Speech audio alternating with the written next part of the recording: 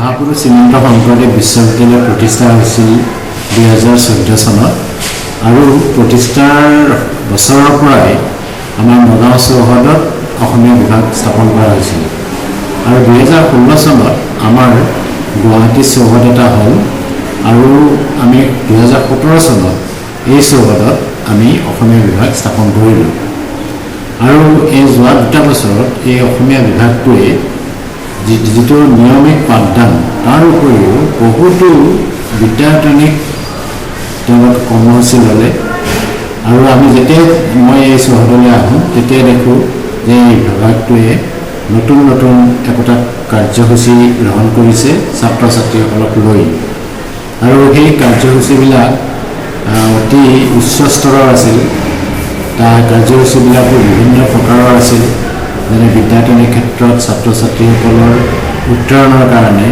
তেওঁলোকে বিভিন্ন তৰ্ক প্ৰতিযোগিতা আলোচনা চক্ৰ কুইজ এইবিলাক কৰিছিল আৰু তাৰপিছতো মই এটা কথা খুব ভালদৰে আকৃষ্ট হৈছিলোঁ সেইটো কথা হ'ল যে বিভাগটোৱে এখন সুন্দৰ প্ৰাচীৰ পত্ৰিকা আৰু এই প্ৰাচীৰ পত্ৰিকা অন্য বিভাগবিলাকতকৈ সুকীয়া আছিল তাত তেওঁলোকৰ সৃষ্টিশীলতা আৰু বিদ্যায়তনিক সচেতনতা দুয়োটাই খুব সুন্দৰভাৱে প্ৰতিফলিত হৈছিলে একোটা থিম লৈ তেওঁলোকে প্ৰাচীৰ পত্ৰিকা কৰিছিল আৰু সেইটো ছাত্ৰ ছাত্ৰীসকলৰ লগতে অধ্যাপক দুগৰাকীয়ে তেওঁলোকৰ চিন্তাৰ পৰিস্ফুৰণ ঘটিছিল আৰু মই দেখিছোঁ যে আমাৰ এই বিভাগত যি দুগৰাকী অধ্যাপক আছিলে ডক্টৰ শংকৰ শইকীয়া আৰু ডক্টৰ চন্দ্ৰ কমল চেতিয়া দুয়োজনে অতি বিদ্যায়তনিক ক্ষেত্ৰত সচেতন আৰু কৰ্মঠ আৰু এই দিশত তেওঁলোকৰ এটা যথেষ্ট অনুৰাগ আছে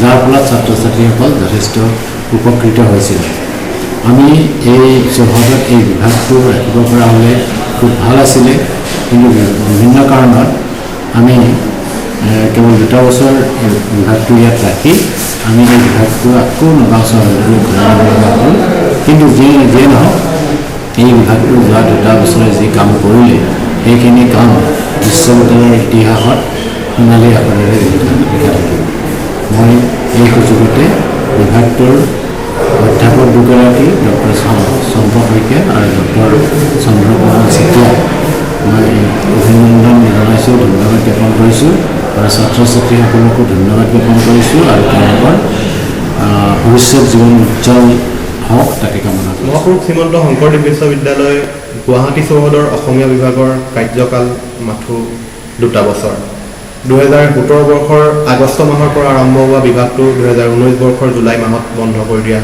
সিদ্ধান্ত লোৱা হয় 2018-19 শৈক্ষিক বৰ্ষৰ আৰম্ভণিতে আমাৰ বাবে আটাইতকৈ দুখদায়ক খবৰটো আহিল যে সেই বৰ্ষৰ পৰা গুৱাহাটী চৌহদৰ অসমীয়া বিভাগত নতুনকৈ নামভৰ্তি কৰা নহ'ব আকস্মিকভাৱে আহি হঠাতে 2 বছৰৰ ভিতৰত ঘূৰি যাব লগা হোৱাটো আমাৰ বাবে আটাইতকৈ দুখজনক আছিল যি দুৰন্ত আশা আমি লৈ ইয়াৰ আহিছিলোঁ সেই আশা মুকুট বান্ধি আমি ঘূৰি যাবৰ বাবে ওলাইছোঁ মাত্ৰ 2 বছৰীয়া শিশু এটাৰ পৰা আমি বহুত বেছি আশা কৰাটো সমীচীন নহয় তৎসত্ত্বেও অসমীয়া বিভাগৰ হৈ ব্যস্ত বিদ্যায়তনিক কাৰ্যসূচীৰ মাজতো আমি 2 বছৰত জাতীয় দায়বদ্ধতা পালন কৰাৰ প্ৰয়াস কৰিছিলোঁ সেয়েহে অত্যন্ত গৌৰৱেৰে আমি ক'ব পাৰোঁ যে 2 বৰ্ষত স্মৰণ কৰিব পৰাকৈ বিশ্ববিদ্যালয়ৰ অসমীয়া বিভাগত কেইবাটাও ব্যতিক্ৰমক কাৰ্যসূচী আমি সমৰ্পণ কৰিছিলোঁ দুয়োগৰাকী অধ্যাপকৰ ব্যক্তিগত প্ৰয়াসত স্থাপিত বিশ্ববিদ্যালয়ৰ ইতিহাসৰ প্ৰথমটো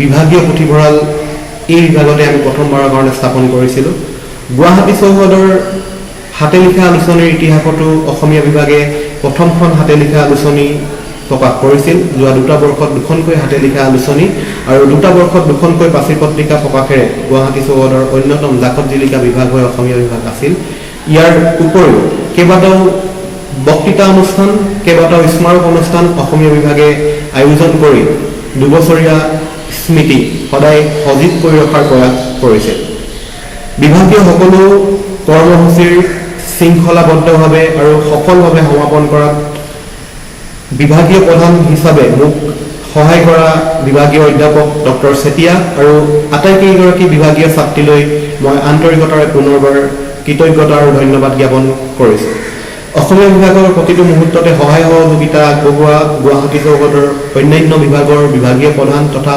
অধ্যাপক অধ্যাপিকাসকললৈ পুনৰবাৰ কৃতজ্ঞতা আৰু ধন্যবাদ জ্ঞাপন কৰিলোঁ।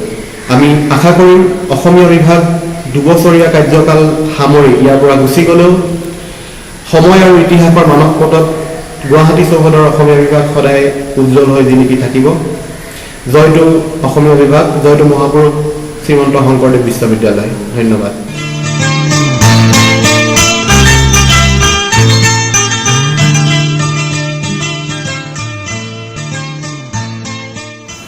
বিশ্ববিদ্যালয়লৈ আহি এটা সৰু পৰিয়াল লাভ কৰিছিলোঁ। প্ৰথমে দুজন ছাৰ যিজন দাদাৰ নিচিনাকৈ আমাক মৰম কৰিছিলে, নিজৰ ভগ্নীৰ নিচিনা লগৰ ছোৱালী যি মনৰ সকলো কথাই বুজি পায় আৰু যিখিনি সহায় লাগে সেইখিনি হয়তো আমি বেলেগ ছাৰ বাইদেউৰ পৰা এনেদৰে কেতিয়াও স্কুল বা কলেজত পোৱা নাছিলোঁ, কিন্তু এতিয়া যিখিনি পাইছোঁ সেইখিনি হয়তো গোটেই জীৱন লগত থাকিব।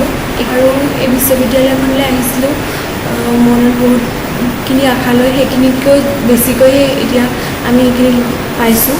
আৰু কি ক'ম, এইখিনি কথা কৈ কেতিয়াও শেষ কৰিব নোৱাৰি আমাৰ এই সৰু পৰিয়ালটোৰ কথা। আৰু গোটেই জীৱন এনেকুৱাই যেন আমি থাকিব পাৰোঁ আৰু কোনেও যাতে কাকো পাহৰি নাযায় তাৰে কামনা কৰোঁ। কি ক'ম, ক'ৰ পৰা ক'ম একো ভাবিয়ে পোৱা নাই। প্ৰথম দিনা মানে যে আহিছিলোঁ বিশ্ববিদ্যালয়ত যেতিয়া ভৰি দিছিলোঁ, সেইদিনা মানে কিবা এটা খালী হাতে আহিছিলোঁ, একোৱে লৈ অহা নাছিলোঁ, একোৱে বুজি পোৱা নাছিলোঁ। কিন্তু এতিয়া যাবৰে হ'ল, বহুতখিনি লৈ যাবলৈ ওলাইছোঁ এতিয়া। ছাৰহঁতৰ পৰা গোটেই বিশ্ববিদ্যালয়খনৰ চবৰে পৰা কিবা এটা লৈ যাবলৈ ওলাইছোঁ। বিশ্ববিদ্যালয়খনত 2 বছৰে বহুতখিনি পালোঁ, সেইখিনি কথা কেতিয়াও শেষ নহয়। আজি যাবৰ হ'ল, গোটেইখিনি মানে স্মৃতি মানে লগত লৈ আমি যাম। এইটো বেয়া লাগিব যে আমাৰ চিন হিচাপে আমি যদি পিছলৈ ঘূৰি নাহোঁ তেতিয়া আমাৰ ইয়াত একো নাথাকিব, সেইটো সদায় বেয়া লাগিব। ইমানেই ক'ব বিচাৰিছোঁ মই। এই 2 বছৰত আমি বহুতখিনি এই বিশ্ববিদ্যালয়ৰ পৰা শিকিলোঁ, বহুতখিনি অভিজ্ঞতা পালোঁ। মই এখন ঘৰ, নিজৰ ঘৰৰ দৰে পালোঁ, এখন দ্বিতীয় ঘৰ। বিভাগটো আমাৰ দ্বিতীয় ঘৰ বুলি ক'ব পাৰোঁ। এই অভিজ্ঞতাখিনি লৈয়ে অনাগত দিনবোৰত আমি আগুৱাই যাম। বহুতখিনি ছাৰহঁতৰ পৰা বহুতখিনি অনুপ্ৰেৰণা পালোঁ, বহুতখিনি সাহস পালোঁ। বহুত ভাল লাগিলে, বহুতখিনি কথা পালোঁ, বহুতখিনি কথা শিকিলোঁ। এই সপোনবোৰ, এই আশাবোৰ লৈয়ে আমি আগুৱাই যাব লাগিব। আৰু বিদায়খনত যিহেতু এতিয়া আমি বিদায় ল'লোঁ, আমি 17 চনৰ আগষ্ট মাহত এই ইউনিভাৰ্চিটিখনলৈ আহিছিলোঁ। প্ৰথমে ইমান ভাল লগা নাছিলে, কিন্তু পাছত থাকি ইমানেই ভাল লাগিলে। প্ৰথমতে ভাবিছিলোঁ মানে দুজনে আমাৰ ছাৰ, মহিলা মানে শিক্ষয়িত্ৰী কোনো নাই, মানে আমাৰ চাগে অলপ অসুবিধা হ'ব, চব কথা আমি শ্বেয়াৰ কৰিব নোৱাৰিম বুলি ভাবিছিলোঁ। কিন্তু পাছত মানে এনেকুৱা লাগিলে আমি মানে চাগে কোনোবা বেলেগ শিক্ষয়িত্ৰী থকা হ'লেও চাগে ইমানখিনি কথা ক'ব নোৱাৰিম, যিমানখিনি কথা। এই বিবেচনাত মই বহুতখিনি অভিজ্ঞতা পালোঁ এই বিভাগটোৰ পৰা। অসমীয়া বিভাগটো সদায় আমাৰ এনেদৰে থাকি যাওক। আৰু প্ৰথম আহি মই সঁচাকৈ একো জনা নাছিলোঁ, আৰু যিমানখিনি জানিছিলোঁ, যিমানখিনি বুজিছিলোঁ, সেইখিনি হয়তো মই ভয়ত ক'ব পৰা নাছিলোঁ, প্ৰকাশ কৰিব পৰা নাছিলোঁ। কিন্তু ছাৰহঁতে যিখিনি সাহস দি আমাক আগুৱাই লৈ গ'ল, সেইখিনি সঁচাকৈ সদায় মনত থাকিব। আৰু মই মোৰ এই 2 বছৰীয়া যাত্ৰাত যিকেইজনী বান্ধৱী পালোঁ, সিহঁতেও সঁচাকৈ মোক বহুত সহায় কৰিলে। আৰু ছাৰ দুজনে মোক বহুত সাহস দিলে, প্ৰতিটো ক্ষেত্ৰতে আগুৱাই যাবলৈ অনুপ্ৰাণিত কৰিলে। যিটো আমি গোটেইকেইজনী, আমি 3জনীহে ধেমাজিৰ আছিলোঁ, বাকী তেজপুৰৰ আছিলে, তাৰপাছত নামনি অসমৰো আছিলে। সেইটো কাৰণে আমাৰ লগ পোৱা খুব কম হ'ব, কিন্তু আমি যেতিয়া লগ পাওঁ তেতিয়া আমি আকৌ আগৰ নিচিনাকৈ ফূৰ্তি কৰিম।